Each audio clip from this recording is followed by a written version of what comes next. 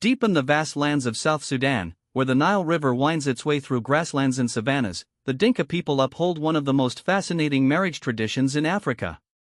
For centuries, marriage among the Dinka has not only been a union of two souls but a grand exchange of wealth, honor, and tradition, sealed not with gold or money, but with cattle.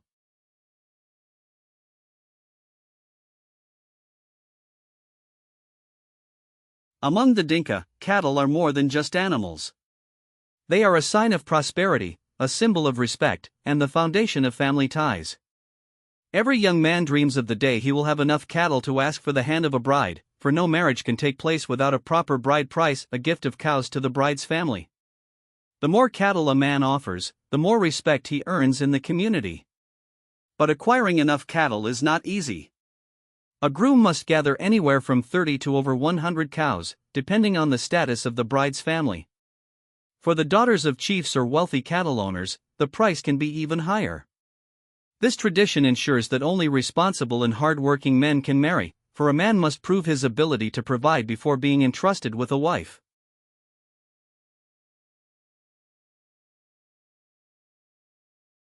When a young Dinka man finds the woman he wishes to marry, he does not simply propose to her. Instead, his entire family must visit the bride's home to present their case. Elders from both families gather under the shade of an acacia tree, engaging in long discussions. The groom's family praises the beauty, intelligence, and upbringing of the bride, while the bride's family carefully evaluates the groom's character, lineage, and ability to provide. Then comes the most delicate part, negotiating the bride price. The bride's father, surrounded by his brothers and uncles, sets a high number of cattle, knowing that his daughter is valuable. The groom's family, on the other hand, tries to bring the number down, arguing for fairness. Sometimes, these negotiations take days, with both sides using wisdom, humor, and diplomacy to reach an agreement. Once the final number is agreed upon, the groom's family delivers the cattle in a grand ceremony. The sight is breathtaking. Rows of strong, well-fed cows with majestic horns are led into the bride's homestead, their bells ringing through the air. Each cow is inspected, and the elders nod in approval. The marriage is now official.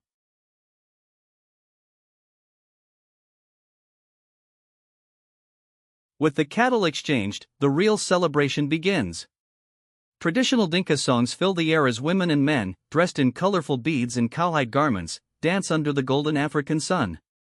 The bride, draped in beautifully crafted beads, stands proudly beside her new husband, while elders bless their union with words of wisdom. For days, the village rejoices, cattle are slaughtered, milk is shared, and stories are told around the fire. The bride is welcomed into her new home, knowing that the cattle gifted for her marriage will forever serve as a bond between the two families.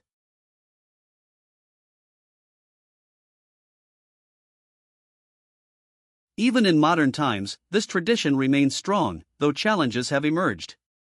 Some young men struggle to gather enough cattle, delaying marriage for years. In some cases, families have begun accepting money instead of cows, but for many Dinka people, nothing can replace the sacred exchange of cattle as bride price. This ancient practice is more than a transaction, it is a reflection of the deep values of family, respect, and commitment that define Dinka culture.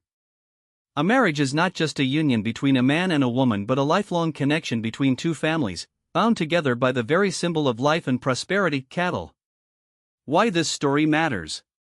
This tradition highlights how wealth in African societies is measured not in money but in livestock, respect, and responsibility.